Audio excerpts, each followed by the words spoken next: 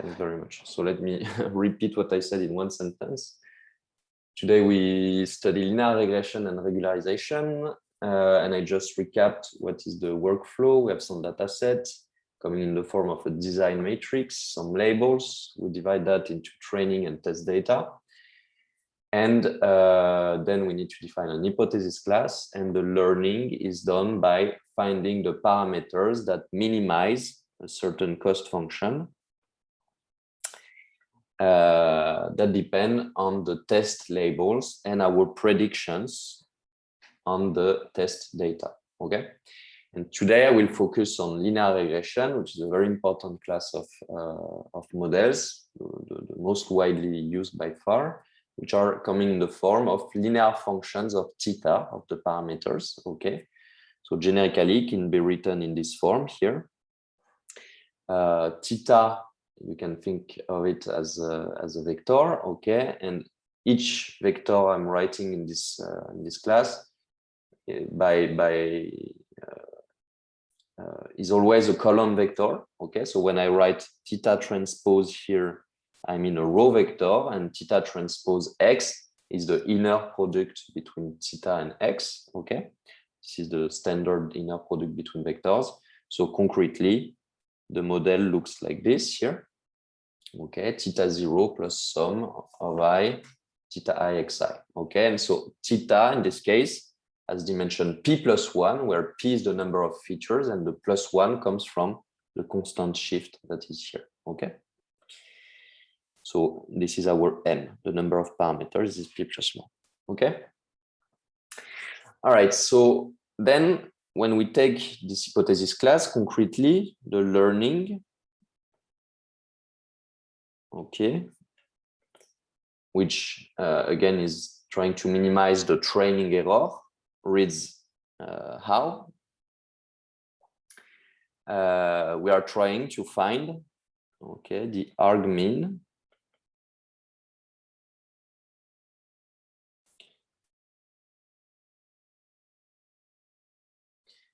okay, of x w minus y, and this is on the training data.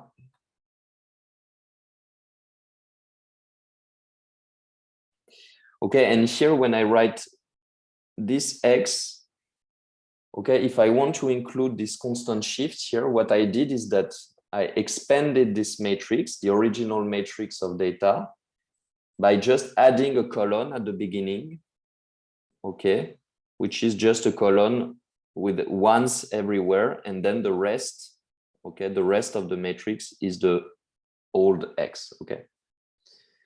So I just rename the data, I give the same name, I still call it x, but think that I put as first column ones everywhere, which allow to take into account this constant here. It's like I have x to the power 0, okay?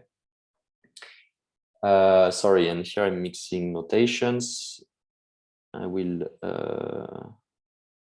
use theta, yes, okay. In the notes, actually, they use W, so, okay, let me use the same notations as in the notes, or you will get confused, but this W is the same as theta. Anyway, I'm taking a argmin, I'm doing an operation, an optimization over W, so it's just a dummy variable. Okay, I can give it any name, this does not change the problem. Okay, and this is our W star, and actually I will call it LS for least square. Okay, so this is the least square solution, the sense that it minimizes the square deviation between our predictions. Okay, if you want, this is our predictions. Okay, that depends. We call it like this. Okay, depends on the training data. And this is the true labels. Okay, so this is the least square solution. All right. Okay. So for those, in case it's not clear, what is this notation meaning? Okay, if you take let's say I write a vector, let me call it little x. This is the norm 2, okay, the L2 norm of a vector. Concretely, it is sum from 1 to the size of the vector, let me call it n, of xi squared, okay? And in general, okay, the LP norm of a vector, if I don't put a square, I need to put a square root here. In general, the LP norm is sum of y1 to n of xi absolute value to the p power 1 over p, okay? If you take p equal 2, you recover the usual norm, okay? All right, so one advantage of this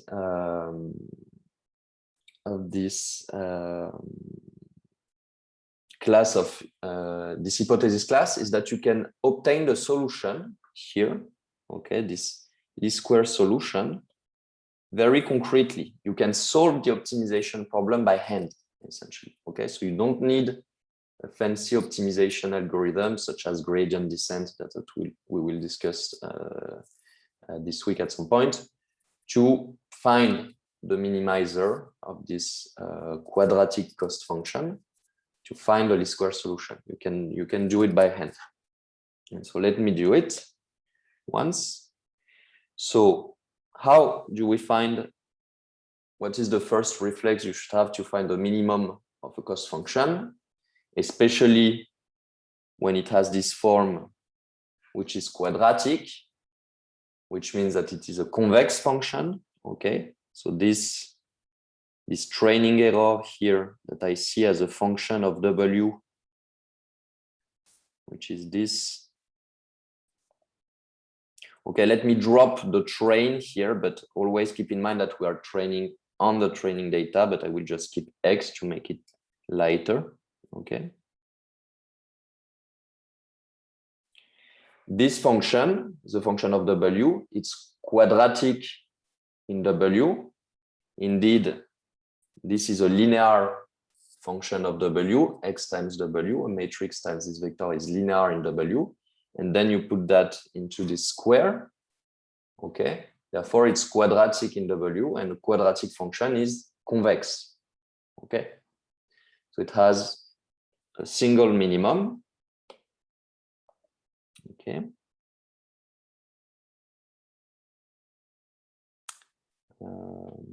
This is convex,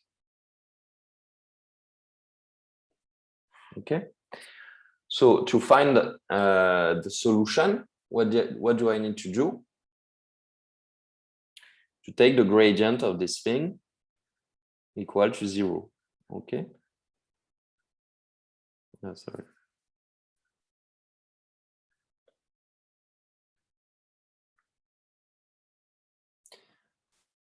Okay. To the all 0 vector. And concretely, this is the gradient with respect to W of xw minus y transpose xw minus y. Okay, you can develop w transpose xw. So this course, there will be some linear algebra, okay? So if this type of operations are not totally clear for you, I suggest to maybe refresh your mind with linear algebra. Okay. So I have 2 times this term, okay, and we have plus, okay, which this is what is, okay. Do I miss a term? No, I don't miss a term. Okay. This term here is independent of W. So the gradient gives us 0. Okay. The only dependence is in W here and here. So this first term is quadratic. And the second one is linear in W. Okay. And so if you equate this to 0, you obtain the equation 2 x transpose x w equal 2 y transpose x, y transpose, sorry, am I doing a mistake? No, it's correct. X transpose y, y transpose, no.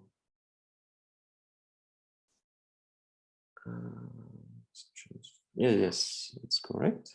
Okay. The two simplify, and therefore the solution, the least square solution, the solution of this equation, okay, gives us x transpose x minus 1. No, sorry, I did a mistake. I did a mistake because y transpose xw.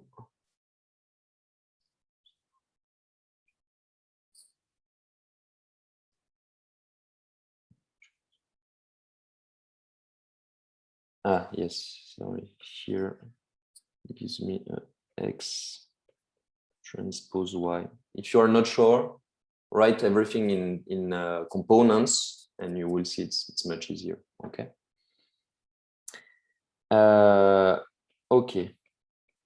So this is the explicit solution. Okay.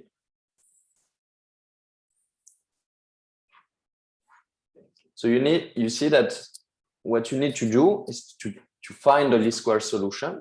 Okay. So the best model in your hypothesis class, where the hypothesis class is the class of linear functions, and by linear we mean linear in the features, and we are looking for the parameters in front of each feature.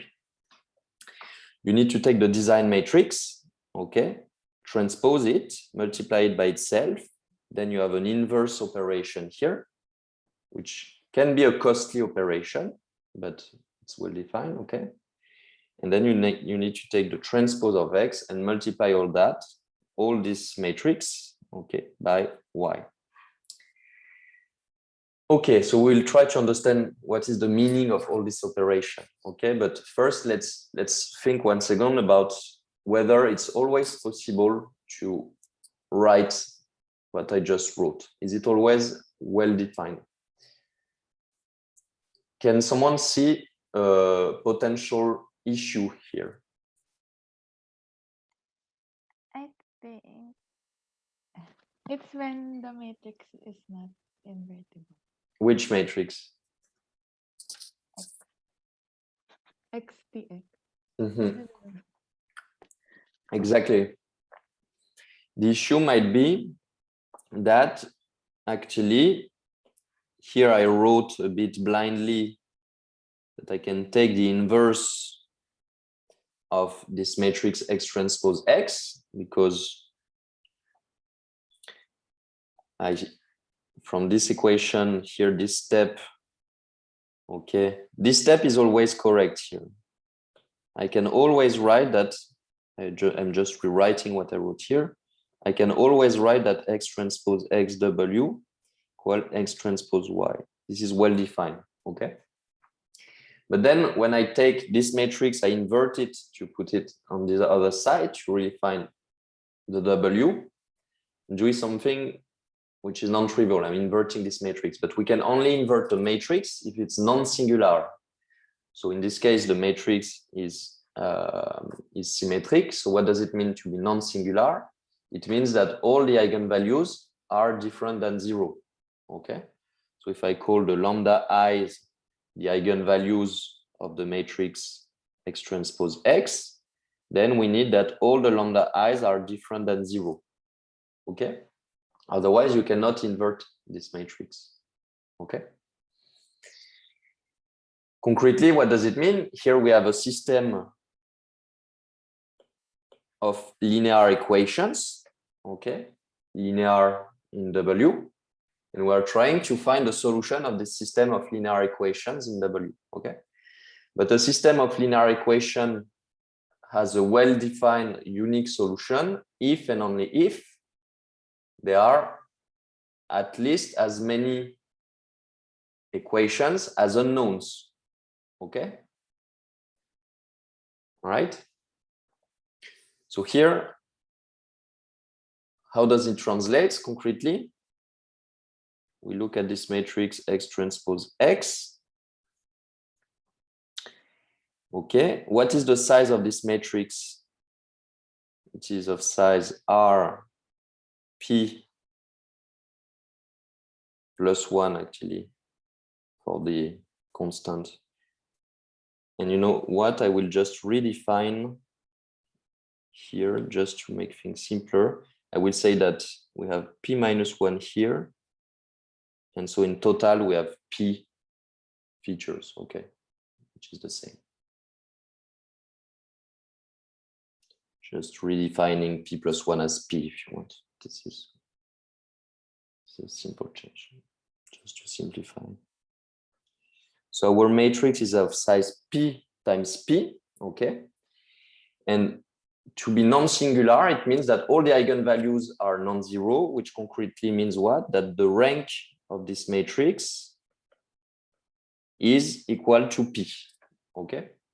This is just the same thing as saying that all the eigenvalues of this matrix are non-zero, okay? Which means concretely that all the rows or the columns, because this matrix is symmetric, all the columns of this matrix are linearly independent. You cannot write one of the columns as a combination of the other ones, which means here, because the columns represent here features, all the features are linearly independent of each other, okay? So we will assume that this is the case, and we will see that even if this is not the case, there is a way out, okay, that I will discuss soon. But let's assume that this matrix is indeed invertible. So here, this linear system of equation is well defined. We have at least as many equations, independent linear equations as unknowns, okay? And therefore, we can write this inverse here, and the least square solution takes this form, okay? All right, so let me do one remark on the fact that linear regression, or this least square optimization problem, this simple algorithm here, is not only restricted to learn linear relationships between inputs and outputs. Okay, the model is linear in the parameters, in the W, but that does not mean that the relation, the function that connects the inputs, the X's and the outputs, the Y's, is necessarily linear. Because you can do a trick. What is the trick? To model nonlinear relations between X's and Y's using a linear model. It is actually very simple. You define a basis of functions. So you take your original data. So linear regression, let me write it explicitly, is not restricted to model linear relations between inputs and outputs.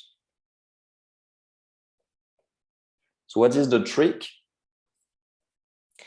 Is that you take your data, okay? So the X's, let's say, okay?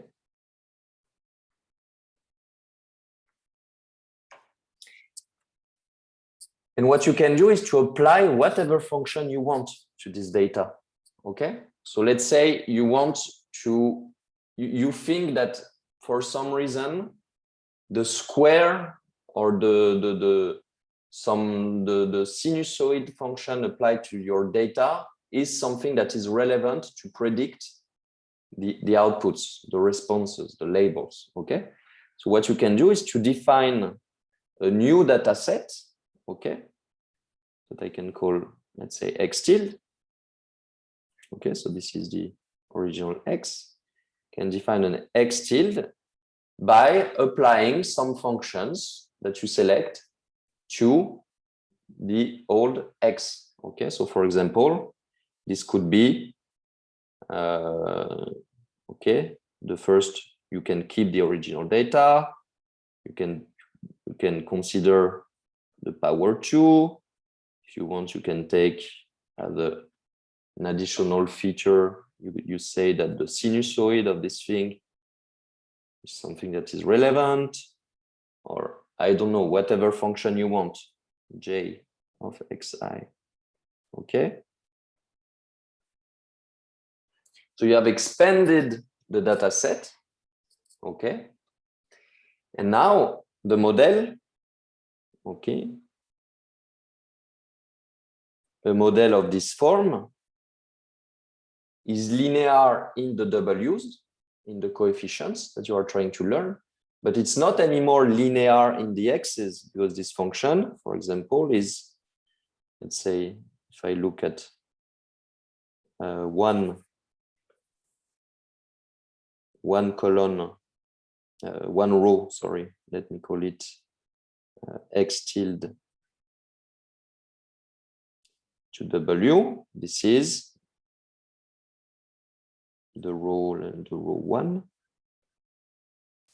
This is X1, W1 plus X1 squared, W2 plus sinusoid of X1, W3 plus whatever function you want of X1,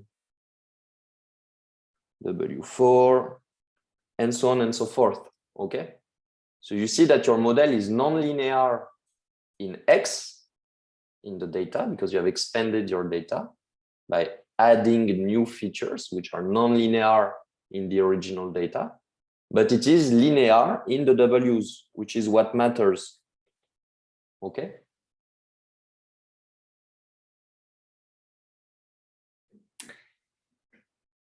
Okay. So actually something which is very which is by now well studied and that people are using in many ways and in many different contexts, and it might sound weird, but it has very good performances, is what we call random features, model of random features, where essentially you take your original data and you apply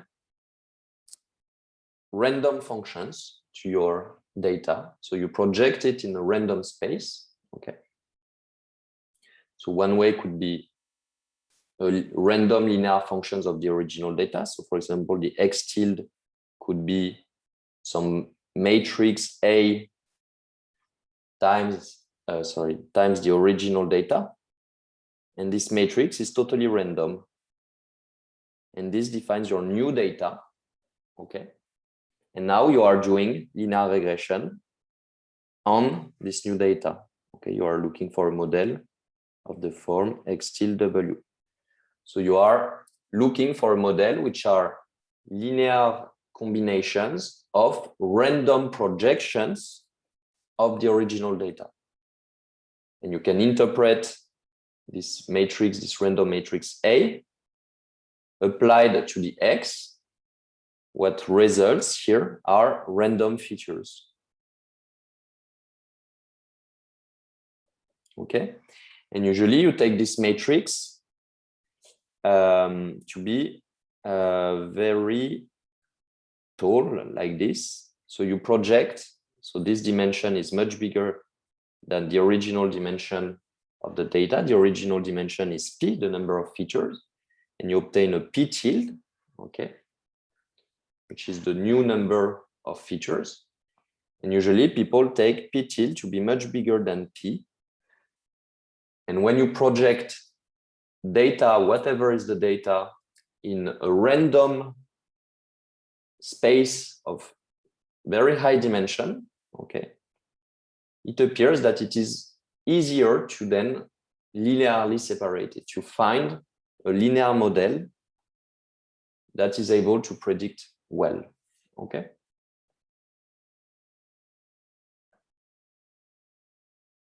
All right, so I won't enter more into the details of that, but if you hear about random features, this means that it means people define completely random features in a linear way like this of the original data and then do linear regression on these new random features. Okay, and it works pretty well in many applications. Okay. So now, let me just give an interpretation.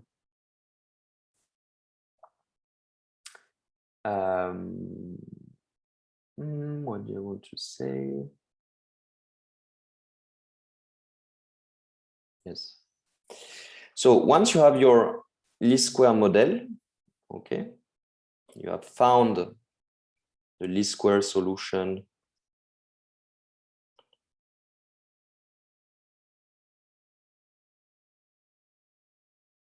okay, on the training data, of course.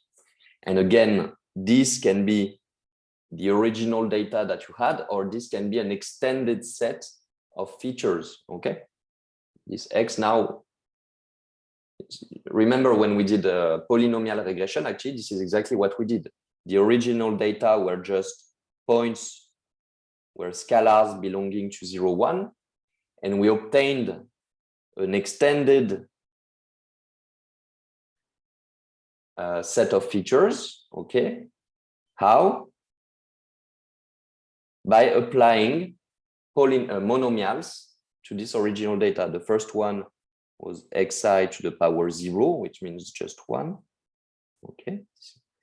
Then the second one was the original data itself. Then we had xi to the square, then to the third, okay? So a posteriori, we defined features, okay? And here I'm just saying that you can do that in general, and the features can be any nonlinear complicated functions of the original features, okay? And this gives this X in general, okay? So we have found this solution, okay? Now, how do we make predictions? Because again, this is what matters in machine learning, okay? Predictions is obtained, okay, for, let's say, a new data point that belongs to the test set. It was not in the training set. The prediction is just the inner product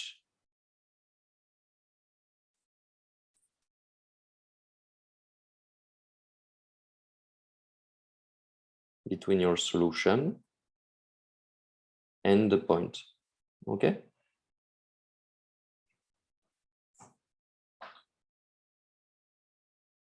This is for one point, so it's not a vector. Okay, so if you apply that to the whole test set, your prediction on the test set, okay, sorry, I think I'm confusing the notation. I was putting the hat here. Is X test W least square, okay? So concretely, this W here, this vector in P dimensions, where P is the number of features that you are considering. If I do a simple sketch, but just in 2 dimensions in this case, this vector defines, okay, a plane. Okay, it is the normal to this plane. Okay, so this plane is defined by all the points such that on one side, the inner product with this normal vector are negative, and on the other side, positive, okay? And this plane is found how? What you have access to are labels, okay? Sorry, these are the points. So this is X the first dimension x1, x2. And this plane, this hyperplane, which in 2 dimensions is just a line, but you have to imagine that in higher dimension. So this space could be RP. So this hyperplane is a subspace of RP, which is of dimension p-1, is found such that it minimizes the projections of these points, of all these points, okay, the orthogonal projections of all points on this curve, okay? So each of these difference is what we call a residual. It's something like a residual here like this is something like yi minus xi w square, and you are trying to minimize all these square differences which construct this cost here, and the result is this hyperplane. Okay,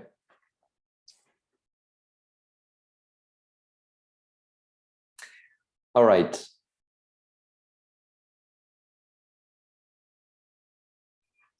So now this is an exercise that you can find in notebook 3. Okay, so that I sent you yesterday.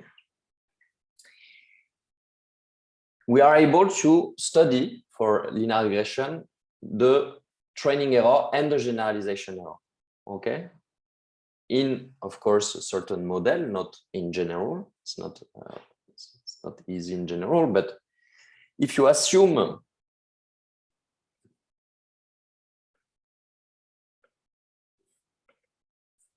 that the true model that generated the data, the true relations between inputs and outputs, is also linear in certain parameters, okay? If the labels were actually obtained, write in matrix form,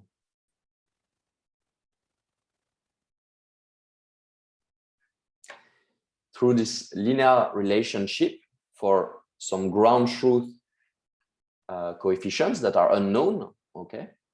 We don't know them. This is what we're looking for, or at least when we use a linear model, we assume a form like this. We assume a relationship, which does not mean that the true relation between inputs and outputs is actually linear. So what I'm saying is that if, in addition, just to do math, to understand what is going on, we really take a linear model for the relation between inputs and outputs, okay? And also we use a linear model for the learning, okay? So we are in a realizable setting. Remember this vocabulary. So our hypothesis class contains the true model. So in this realizable setting, we can study what is the training error,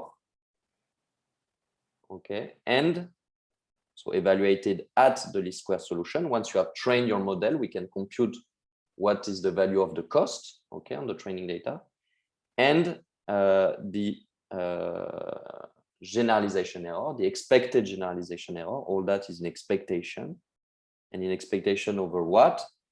Over the noise. This noise here, I assume it to be Gaussian. So each entry is a Gaussian random variable of mean 0 and variance sigma squared. Okay, and there are IID.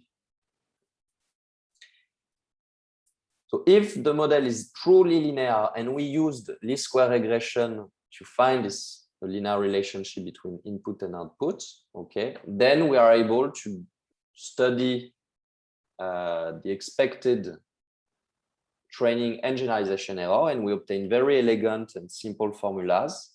Okay, the first one for the training error is sigma squared 1 minus p over n if p is less than n, and it's 0 else, therefore if p is greater or equal than n, while the expected generalization error or prediction error looks similar, but here you have a plus.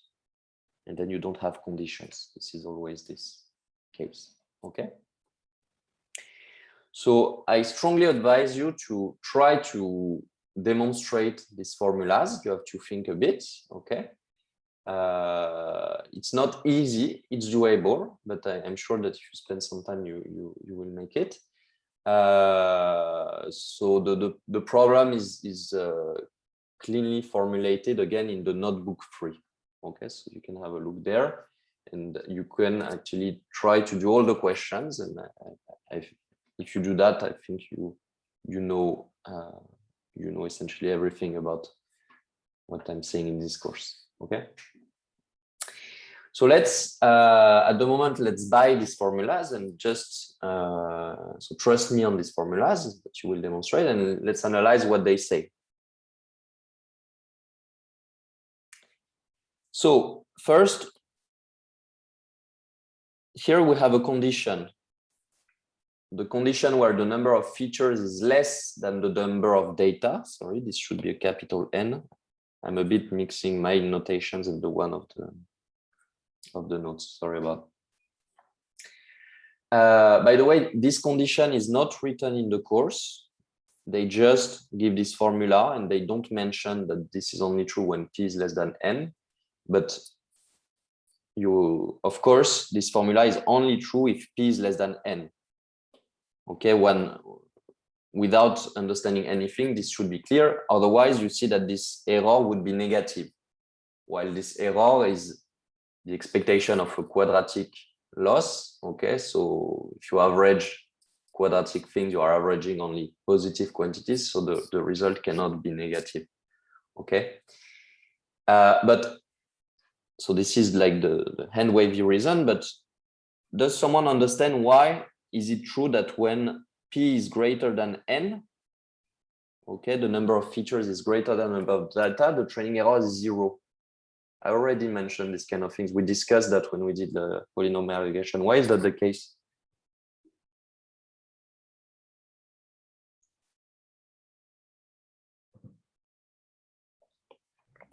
Because it's overfitting. Overfitting. I mean, we know precisely each. I mean, we can't predict later, but we fit all the training point we have now. Exactly. Exactly. Let me just here. So the true model is linear, and the model we assume is also linear. Okay.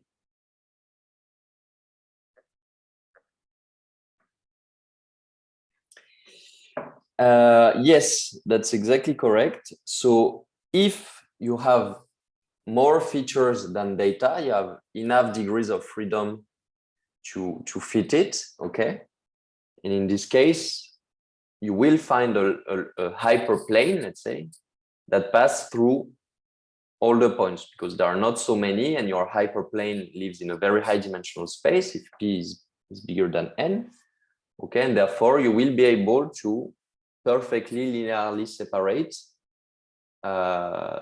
your training data, okay? You have more dimensions than the number of data points, so you can always find one dimension in which you can divide the data, okay? All right, so the second thing that we can, so of course, in general, you are in this regime. Maybe you have many features, but you still have more data, okay? And you should be in this regime, okay? Otherwise, you know that anyway, you will overfit, okay? So let's place ourselves in this regime. What can we notice now? You see that if n is much bigger than p, so we have many more data than features, what happens? What happens is that the expected training error and the expected test error are close, and they are close to the irreducible error, okay? And why is that expected? Why is, now we did the bias variance trade-off. Can someone comment on this? Why is that true?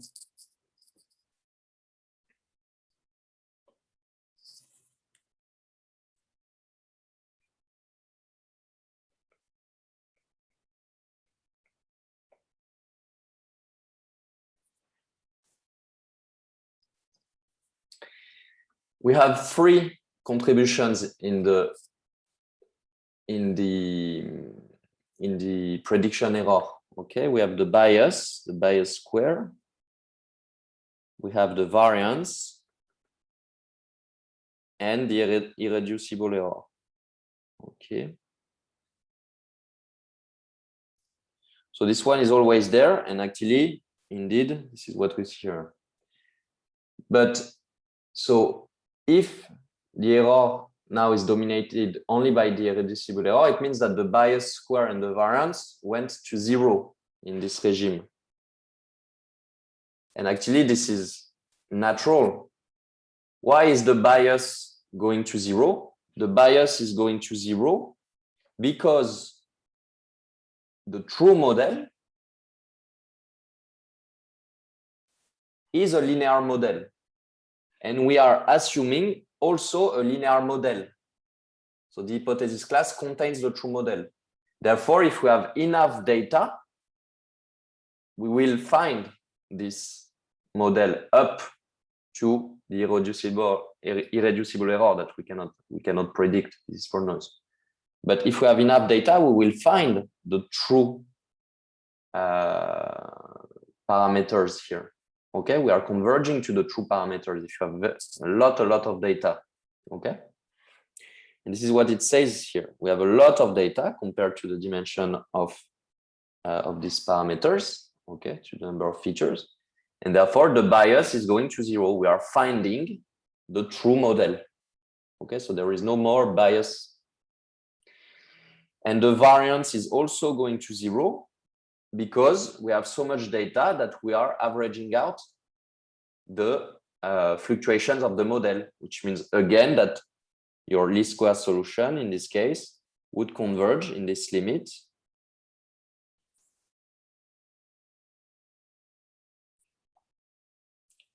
to the true parameters. So there are no more fluctuations, okay, if you have enough data. Okay. Now, instead, if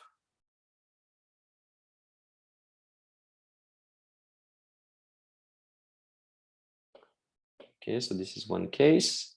The second case is if n is less than p, what happens?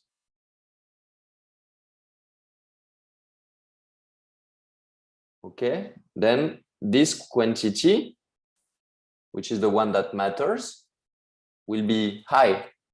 Okay, this will be 0, but this would be a sign of overfitting. Actually, this is not a good sign, the training error being 0 in this case.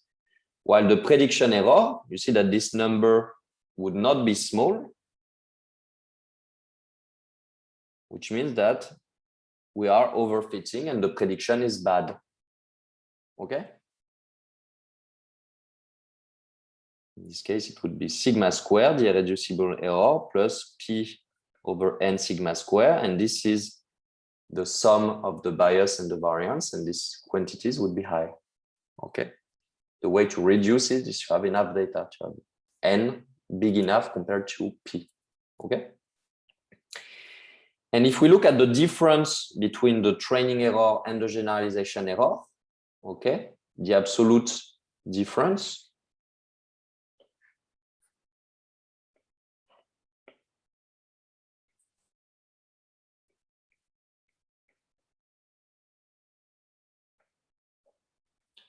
it is 2 sigma squared p over n. Okay.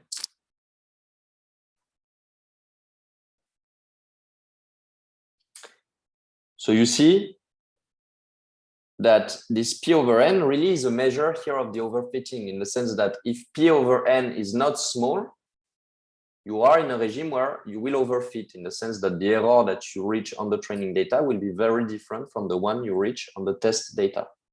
While if n is much bigger than p, this goes to 0. Okay. So you are in the sweet spot where you don't have overfitting. Okay, the error you reach on the training data is close to the one on new fresh data. Okay. So please try to prove these formulas for yeah, at least the QLS students. All right, so let me now discuss. So I'm done with the plain linear regression. I want to discuss two techniques of regularization now. Is there a question before?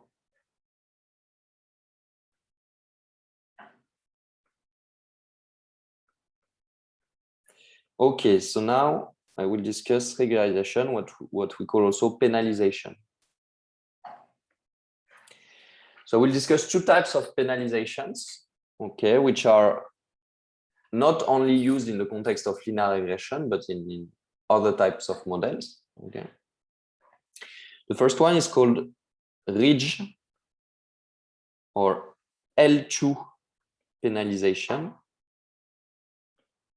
And in the context of regression, of linear regression, we are talking about ridge regression.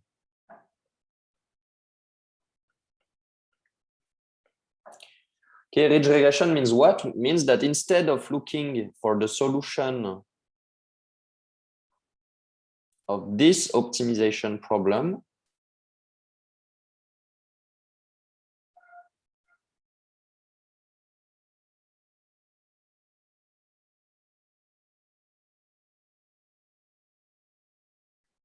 again on the training data, but I'm skipping the train everywhere. Okay. I will penalize this cost. Okay. And by penalize, I mean that I will penalize the solutions of this optimization problem which have a norm which is too big. And concretely, how do I do that? I add a term in the cost function which is proportional to the L2 norm of the vector. Okay. And this lambda is the penalization strength, or just penalization. Okay. It controls how strongly you are penalizing the solutions with a high norm. Okay. So let's try to understand a bit why is that meaningful and what's the motivation behind that. Okay.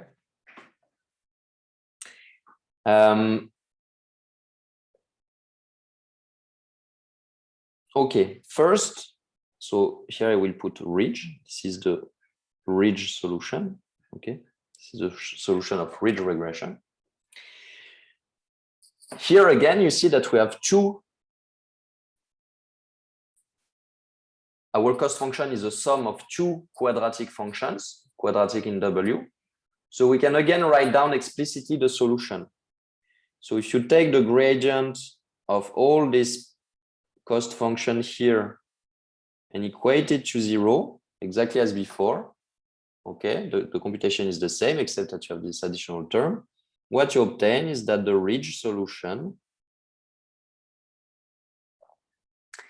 is given by X transpose X plus lambda, the identity of size P times P, inverse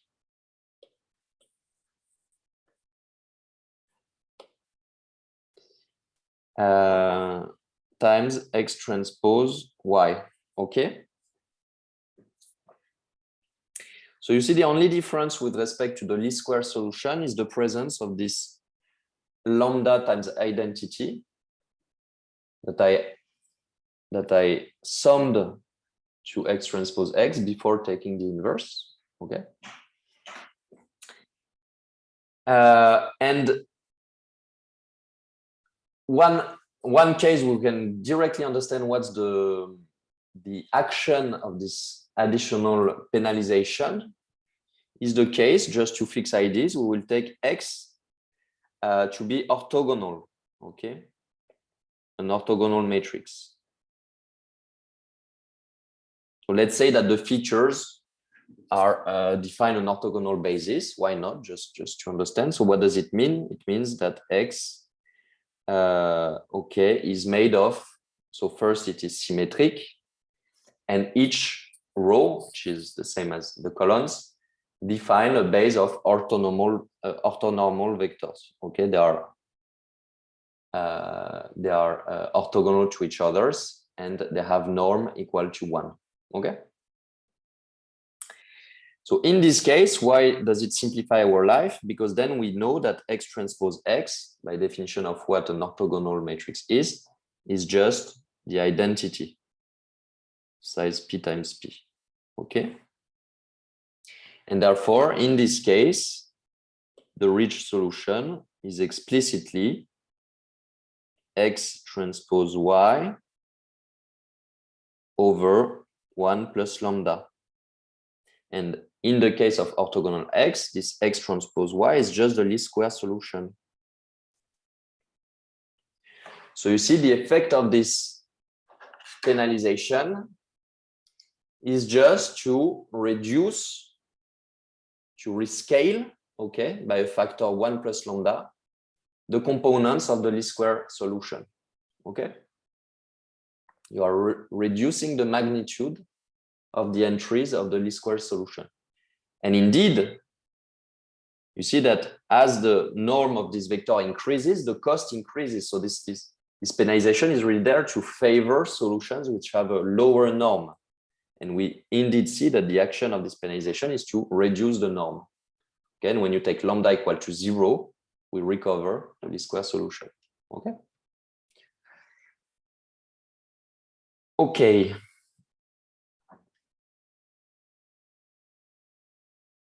Now, let me tell you something interesting, which is like an equivalent formulation of ridge regression. So this formulation, it is what I will call unconstrained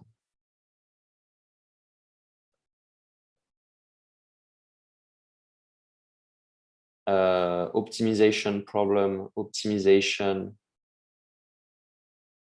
with penalization.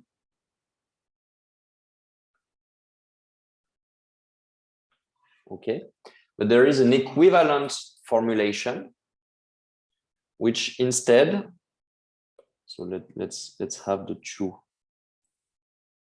on the same.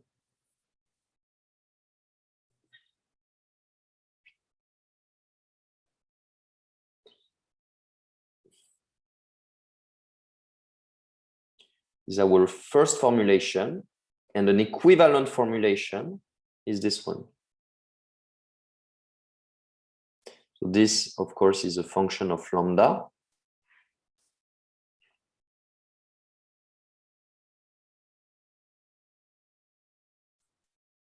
Now I will put a T here, and you will see why.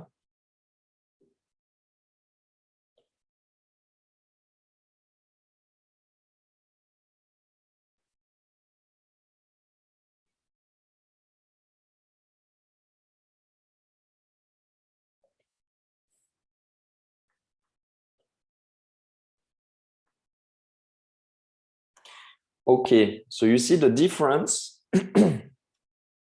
is here. So first, I don't have a penalization anymore,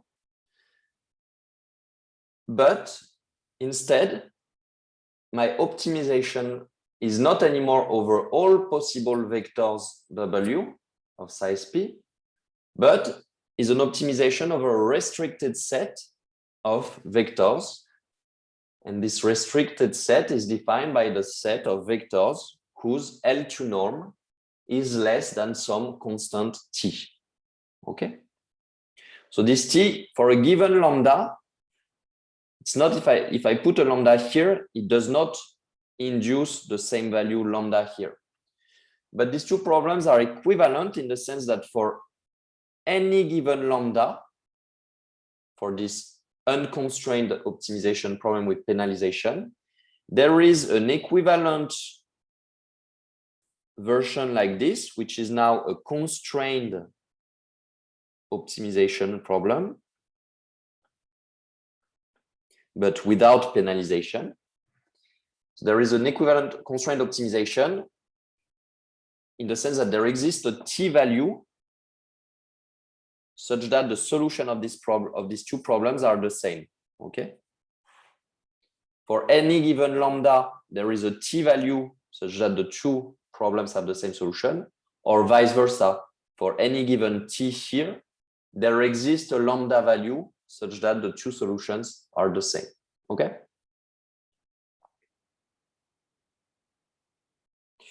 Okay.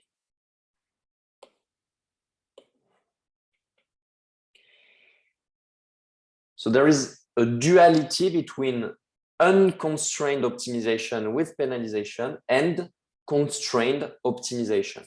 Okay. And yes, okay, this is what I wanted to say on that part. Do you have a question on these two types of formulations?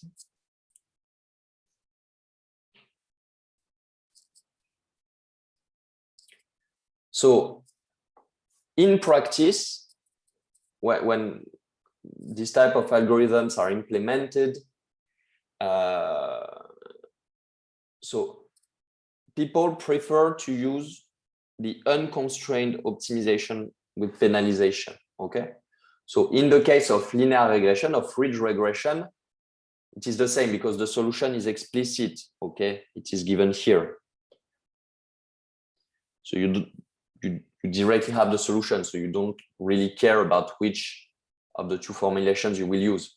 But now instead, if you add another cost here, you had a function which is nonlinear in W here, something more complicated. You can still regularize, you can still penalize exactly in the same way by adding L2 penalization like this to a more complicated cost function here. Okay, this is the original cost function, let's say, of the Y and of your model.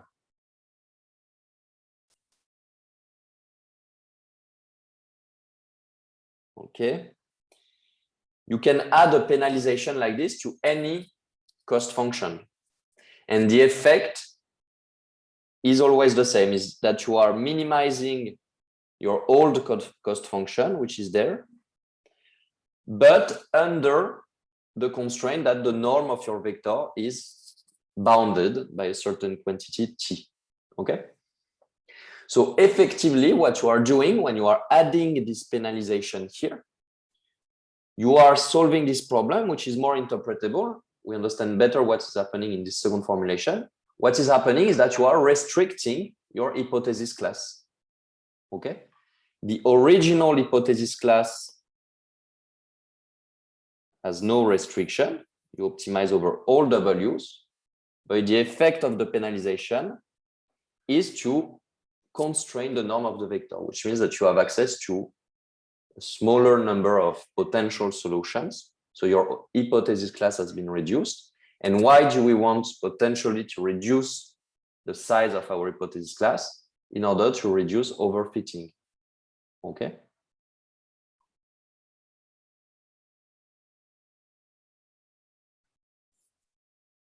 Okay.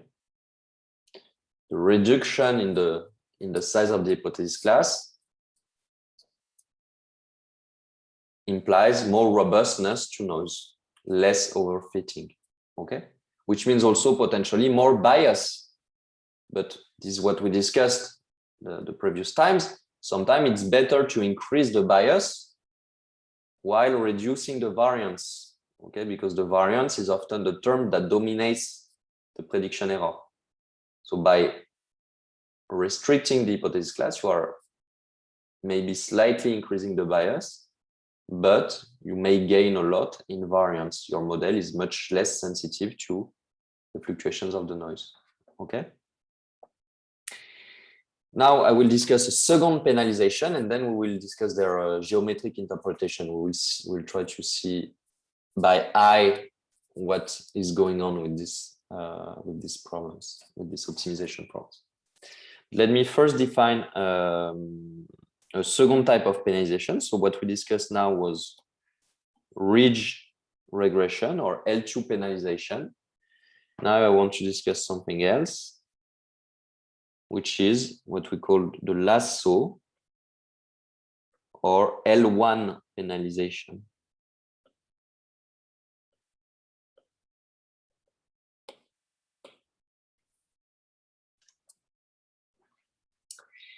Okay, so now the solution of the lasso is given by what? It depends on the lambda as well. It is the argmin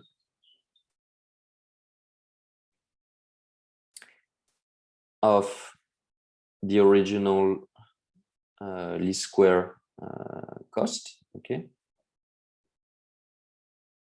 The quadratic loss, sorry, plus lambda times the L1 norm of your vector.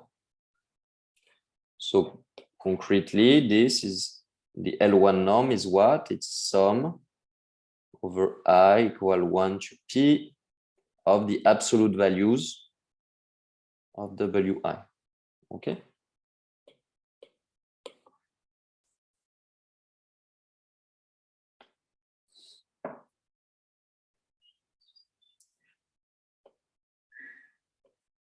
So it looks very similar as before, except that we changed the norm here. Okay, but this part is the same.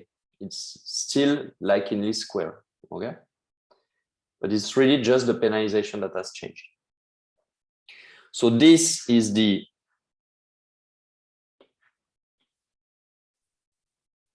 unconstrained formulation. Okay, this is the unconstrained, I will say optimization.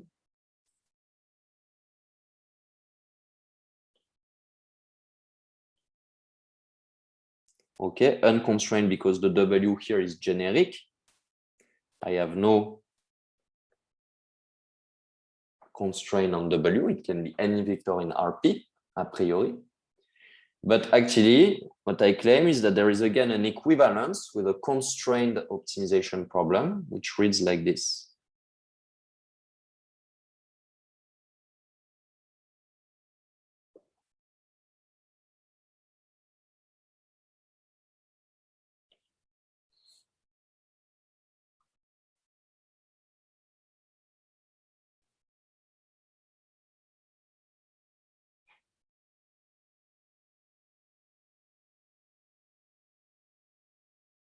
Such that the norm 1 of W is less than a certain T.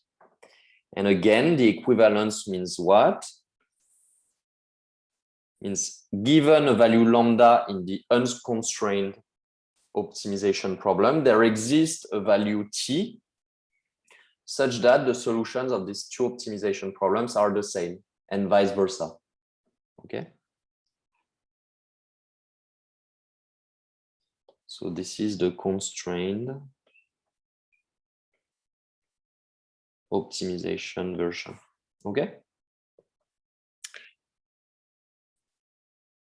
Okay. So you may wonder what's the difference really between these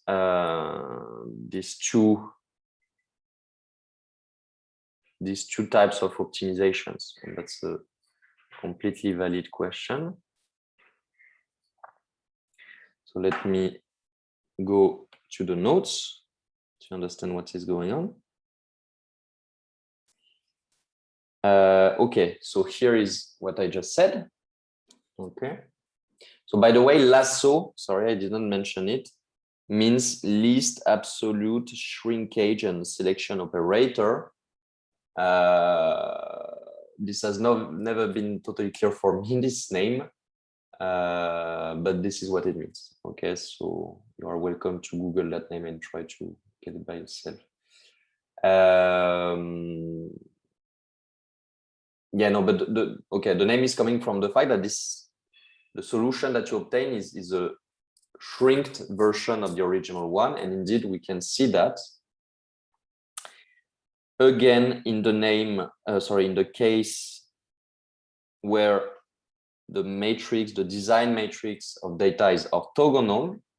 Okay, in this case, the solution can be written explicitly. Because in general, this is not the case. So one big difference between ridge regression and lasso is that in ridge regression, the solution can always be written by hand. Okay, so the solution of the optimization problem, like I showed you, is this one. Okay, it's explicit. For lasso, this is not true anymore. You don't have a closed expression in general, even if this cost, okay, sorry, this cost, here is the penalized version of the optimization problem. This cost is convex. Okay, so here you have a quadratic function, and here you have an absolute value essentially, and an absolute value is convex. Okay, so you are summing something which is quadratic with something which is an absolute value. But the problem is that the absolute value is non-differentiable everywhere. In zero, the differential does not exist. Okay, and this generates issues and makes the problem harder to solve. But still, you can do it using numerical solvers, okay, and you can show uniqueness of the solution. So there are numerical ways to deal with that problem and to find the unique solution of this convex optimization problem. But I will not discuss that, but you can do that, okay? You do that in one line in Python. But again, in the special case where the design matrix, okay, the matrix of data is orthogonal, you can write explicitly the solution and it's written there. Okay, so this is the absolute. So the WLS is the least square solution. So the lasso solution is connected to the least square solution, like in the case of ridge regression. But the operation that is happening is a bit more subtle than just a rescaling of the coefficients.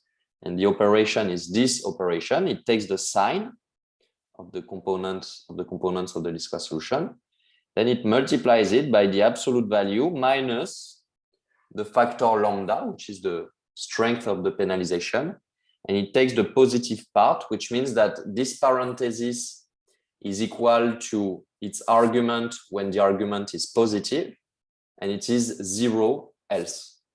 Okay, if what is inside the parenthesis is negative or 0, then the output of this parenthesis is 0. Okay.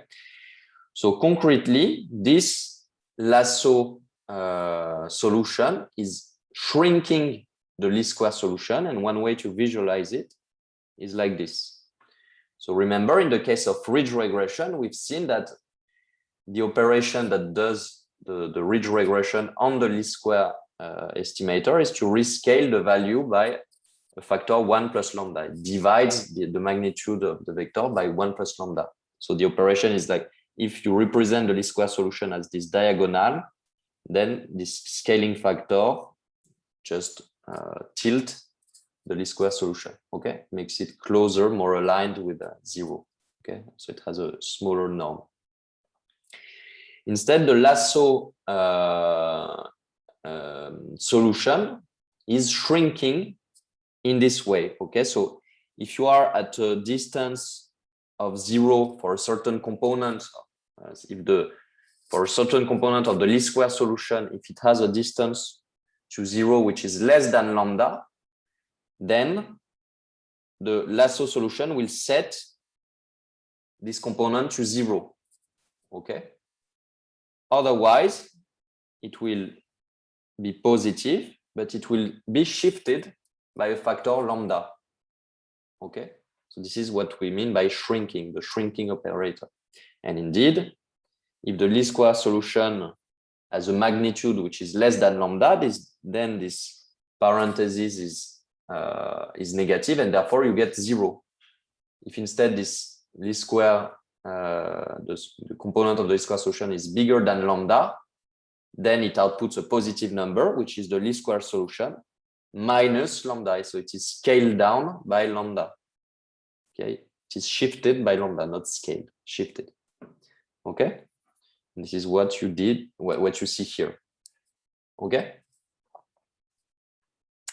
so you see, we directly understand something, is that the lasso estimator tends to favor solutions which have components equal to 0. All the components in the least square solutions that are not far enough from the origin, in the sense that their magnitude is not bigger than lambda, lambda is our choice, then it will set these components to 0. While the other ones, it will keep them, but just shift them by lambda. So the lasso solution tends to favor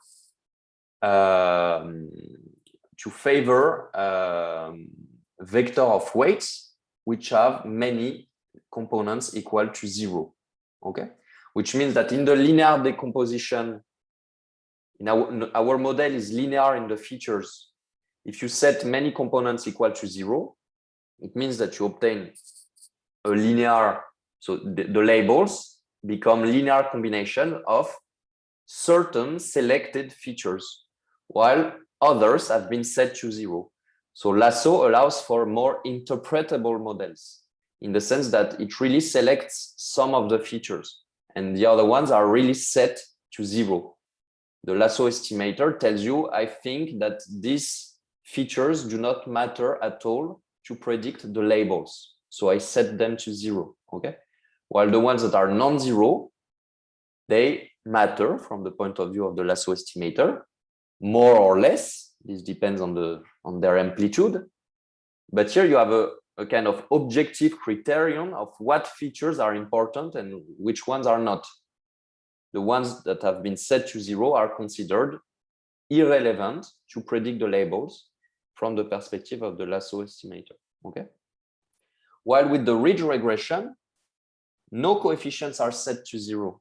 Okay, they are all scaled down, but none of them are really selected. So it may lead to less interpretable results. If you really want to find in your data which are the most important features, the one that really allow to predict the labels more accurately and to have an objective criterion to select them, you should definitely consider lasso, because it may set many of the features to 0. It may cancel many of the features, which may be good for interpreting what is going on. Okay. Okay. I also wanted to discuss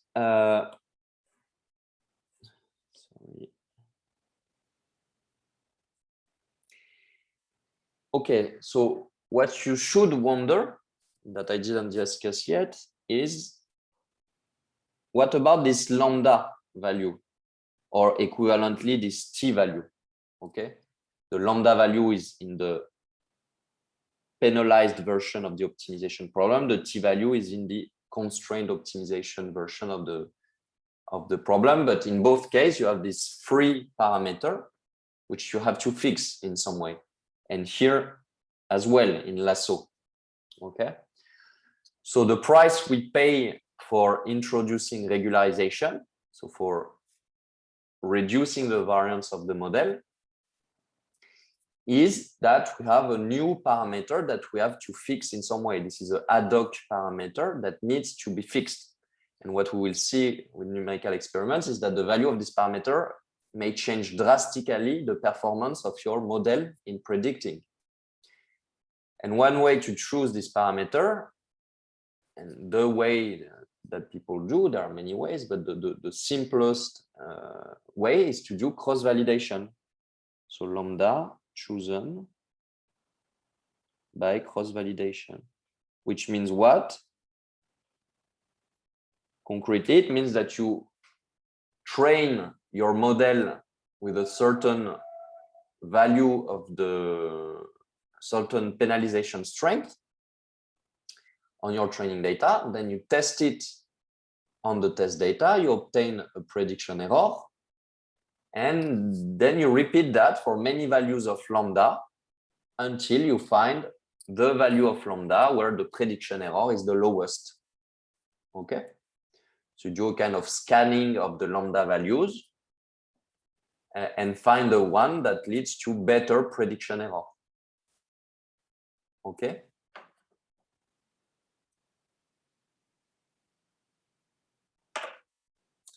All right, so I have 5 minutes left. I will maybe take 10, but let me quickly show you some experiments with this ridge and lasso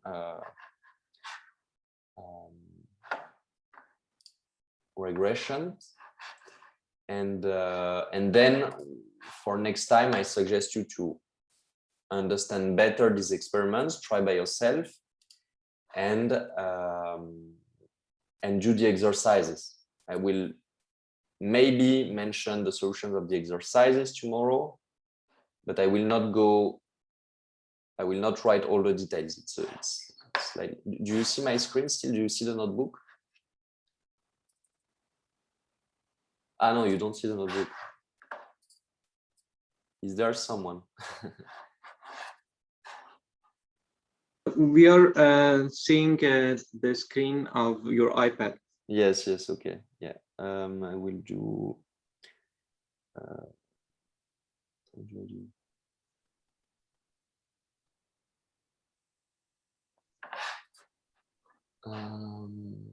Okay.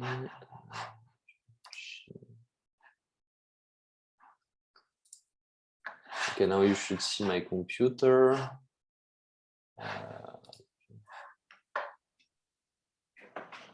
You see the computer, right? Yes, we can see your notepad. Okay. So here is the notebook you should definitely play with. That I improved with respect to the one you can find on the internet. So you can look at my version or theirs, but I try to be a bit more extensive. And here you have exercises, okay? So maybe the first question will not be clear yet, and we'll discuss that tomorrow, the connection between what we did today, this ridge regression and lasso and Bayesian inference. But if it's not clear, you can think about it if you know a bit of Bayesian inference, or skip and then try to derive the next questions, which are essentially how to derive the training error, the expected training error, and the test error. Okay, so this is the exercise. This is just linear algebra. All right, ridge regression, lasso. You can also go think about the exercise. All right, so here I'm considering a data set of data from diabetic persons. Okay, so the data is coming in the form of you have access to 10 features. So for each patient, the age, sex, body mass, average blood pressure, and 6 blood serum measurements were recorded. Okay, and this defines the features. And we have how many samples, which means how many patients. We have 442. So our matrix X has 442 rows, which are the patients, and the number of columns, which are the features, is 10 plus 1. The 1 is the constant feature, is this column where we have only ones, okay, which are used for our linear model to find the constant shift if there is one. Okay, so what I will do is that I will process this data with a linear regression and so ridge or lasso, and we will estimate how good we are at predicting given a certain size of training data. Okay, So again, I will not go through all the details. Here I'm just calling the thing I need to call. Okay, the interesting thing starts here. So the number of training examples I will use will be set here.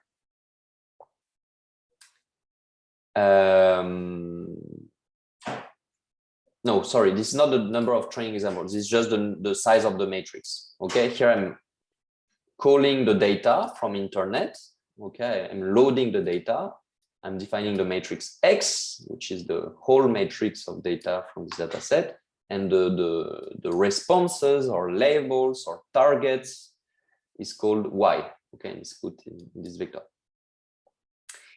And here's something we often do in machine learning that I did not mention, or maybe I did once, I don't remember, but don't be surprised if you see that in any Python notebook. This is an operation that is just scaling, which is like transforming your design matrix X.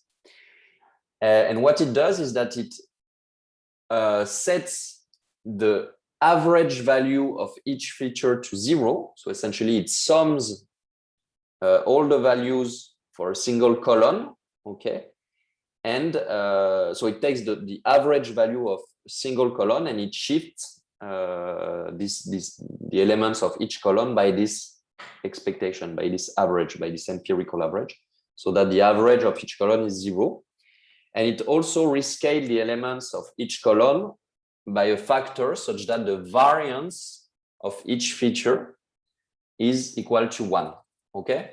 In this way, if you have features that have, let's say, one feature could be the age of people, and another feature could be, I don't know, certain measurement of blood serum, which are very small numbers.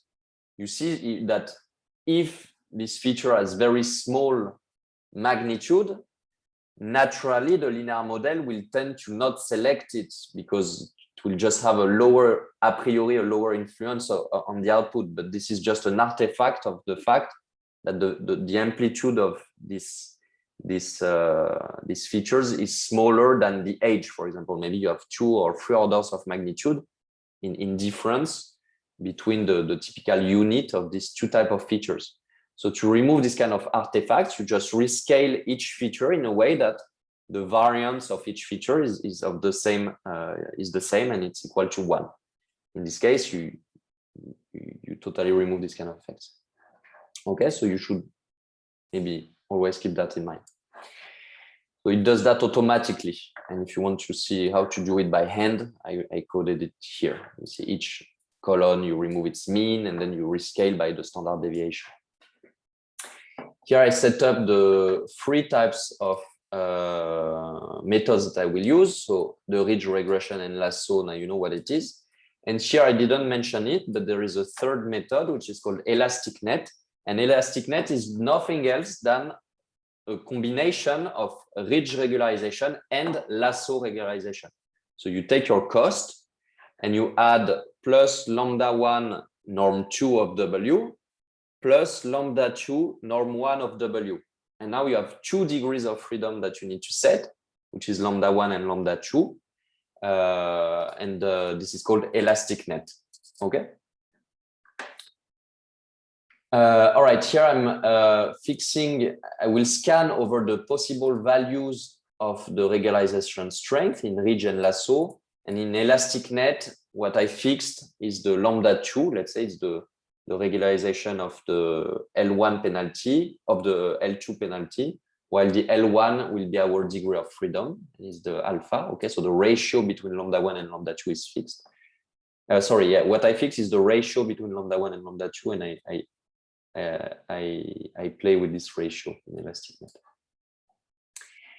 And so I will scan over different possible values of lambda to find which regularization strength I should select. So I'm doing cross-validation here, okay? I will take the number of training sample to be very small to just see what happens in this case. Let's say 10. And here I'm dividing the data into train data and test data, okay? And here I'm running the code, which is that I'm scanning over the values of alpha, which are the lambdas actually, in the notation I was using in the course. And I'm fitting the training data with the ridge. I'm solving the ridge regression problem here.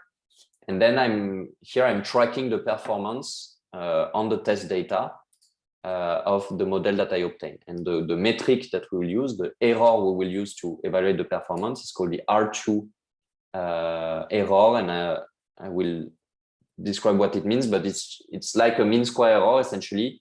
It's just rescaled in the way that the maximum value is equal to 1. So when the performance of your model is perfect, you are perfectly able to predict all the labels in the test data. This R2 coefficient is equal to 1.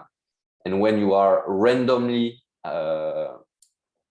outputting outputs, when your model is uncorrelated to the true labels, essentially it's equal to 0. Okay, you can look in the definition in Wikipedia, but we could use the mean square error in the same way. And here I'm doing the same with the lasso. I'm fixing the regularization strength to a certain value A, and then to a certain value A, sorry, I'm speaking French. And then you fit the model on the training data, and then you evaluate the model on the test data, okay? Here, the evaluation on the test data is done here. And then I'm plotting what is going on. So let's do that.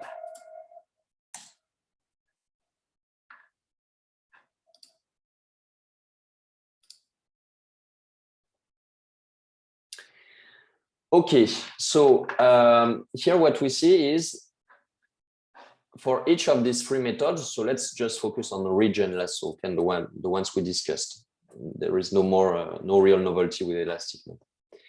You see the magnitude of each coefficient in the decomposition that you found. So each W here, each curve corresponds to one coefficient in the linear decomposition that we found after training our model, in this case on 10 training points, okay? And we tested on the rest, on all the remaining data. And so you see that when lambda is small, essentially you have no regularization. And so both for ridge and lasso, all the coefficients seem to matter, okay? Some are bigger, some are smaller, but nothing really interesting happens. But then when you increase the regularization strength, you see that things are changing. Some coefficients, for example, in lasso, are really set to 0, while some others that seem not to matter for small regularization strength. So here, essentially, the solution is the least square solution, okay? And then by regularization, you see that they start to matter, okay? And with the ridge, you see that when the penalization is high, you see also that the coefficients are getting smaller because we are constraining the norm of the vector, but none of them are really set to 0. Here, there are small values, but not 0. Here, they are really set to 0, okay? And here I'm plotting the performance, again, using this R2 type of error. 1 is perfect, 0 means no prediction, essentially. And in dashed, we have the test error, and in the solid curve, this is the training error, okay? And what you see is that we are in a highly overfitting region. Indeed, you see that, especially when lambda is small, so essentially we are observing the performance of the least square estimator, and indeed train and test error are the same for both lasso and ridge. The training error is the performance, sorry, which is a kind of the inverse of an error. The performance is perfect. But what does that mean? It means that you are overfitting. You are fitting perfectly the training data, and we don't have many training data in this case. While the test error, you see, is 0. So we are not predicting anything. Okay, so this is the most extreme case of overfitting. Perfect training performance and completely bad test error. But you see that at some point, if we increase the regularization strength, so this is we are doing cross-validation, we are selecting the regularization strength by looking at where the test error is the best. So in the case of lasso, you should select a regularization strength around 10. Okay, this is where the test error is the best, while you see the training error has decreased. For ridge, the value should be around 10 as well, around that. Okay. Now, let's see if we increase the number of training samples. Let's take the other extreme. Now I will take many training data. Let's say almost everything. Let's say 300. Okay. I have a lot of training data. See, the picture is different. And let's focus on lasso. Okay. So first you see that at small lambda, the coefficients for both ridge and lasso are exactly the same, because this should give you the least square estimate. Okay, so this is the least square estimate in this region. But when you increase lambda, things are changing. And we see again in lasso, some parameters are fixed to 0, and some coefficients are set to 0, and some others that seem not to matter from the perspective of least square estimate starts to matter a lot, to have a magnitude which is non-negligible here, like this pink feature or the brown one. So I don't know exactly to what they correspond, but so this corresponds to certain columns of the design matrix, to certain features. Okay, maybe the brown one is the age, and the pink one is the quantity of a certain chemical in the brain, in the blood. Okay, so we see that things are going on around a value equal to 1. Okay. And let's see if indeed something is going on around this value. Not really. In this case, you see that in what you should select is a value of lambda, which is rather small. Okay. While if you start to increase lambda, actually it becomes bad. So in this case, you should take a least square estimator, okay, which is equivalent to having lambda equal to 0 or very small lambda. In this case, both ridge and lasso give the same. Okay. And you also see, which is important to notice, that the training and test error are the same. You are now in a region where you have no overfitting at all. Okay, we have a lot of training data. So the error that we do on the training set is very representative of what we do on new data, on the test data. So you don't have overfitting at all. In this case, you should take a least square solution. Okay. Now, if we don't have too many data, but enough, let's see what happens. And then I leave you alone. Let's say 100 training data points. We see again something going on around lambda equal to 1 for lasso and also ridge, actually. Okay, we are still in a regime where we don't have overfitting. We have a bit more overfitting. You see a mismatch here between training and test. But again, you see that the least square would do good. Actually, you have a slight increase. You should put a bit of regularization around I don't know, 0.1 here for elastic net, or for around 10 for lasso and ridge. And let me do a last example. I wanted to see something slightly different.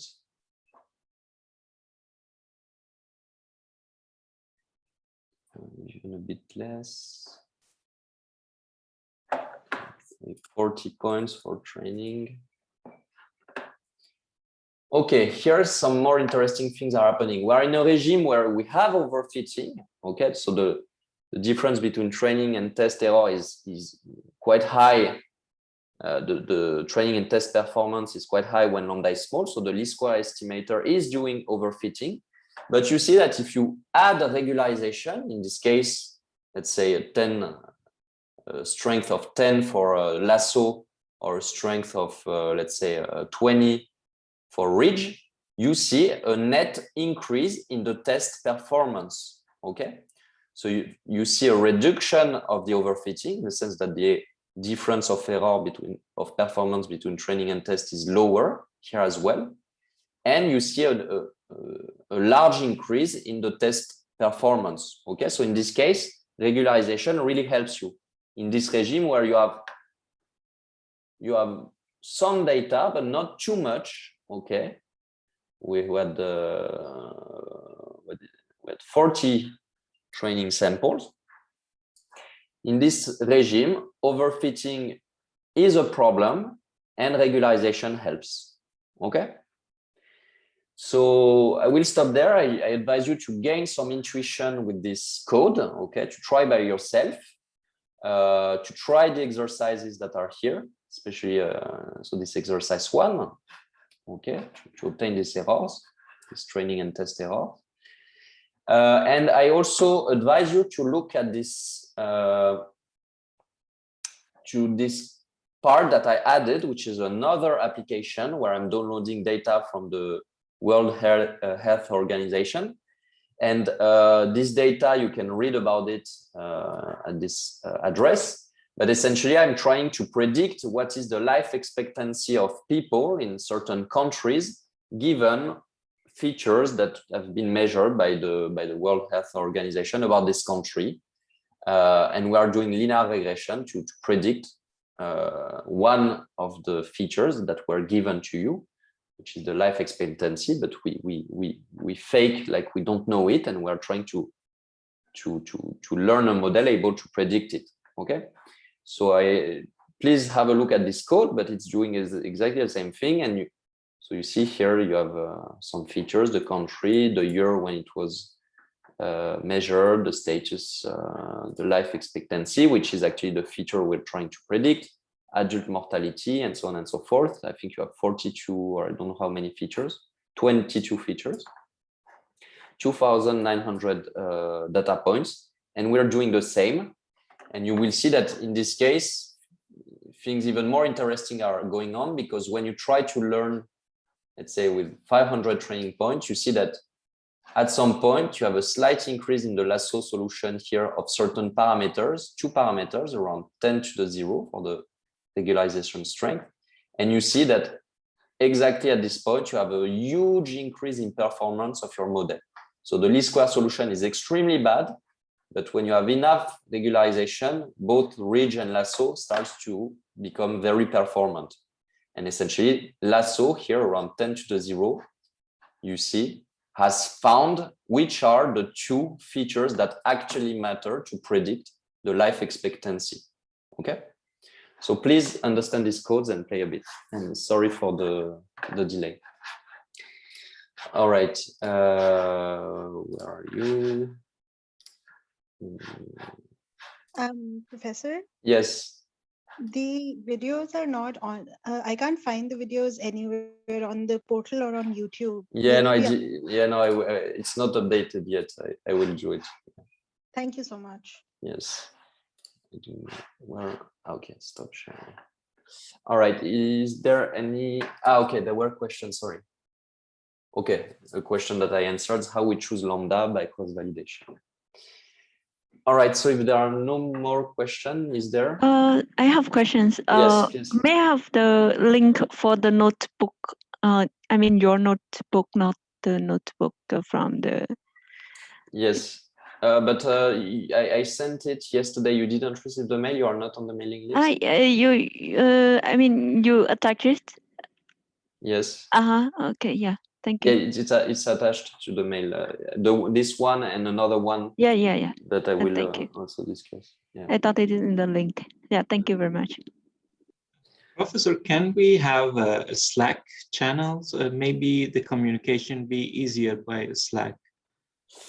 Yes, why not? Okay. Okay. Yeah. Thank you. But I don't know if everyone is using Slack. But yeah. Okay.